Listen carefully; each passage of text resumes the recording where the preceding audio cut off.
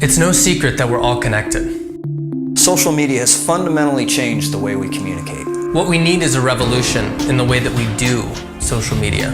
In how the church does social media. This is a dialogue that needs to be had now. Now.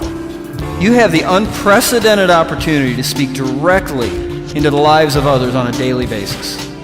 Social media gives you, the individual, a voice. Is it just a bulletin board for your daily activities?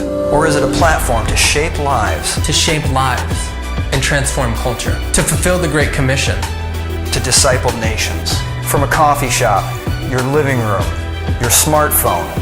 Welcome to the digital world. Welcome to your mission field. You have been given a voice. You have been given a voice. What will you do with it?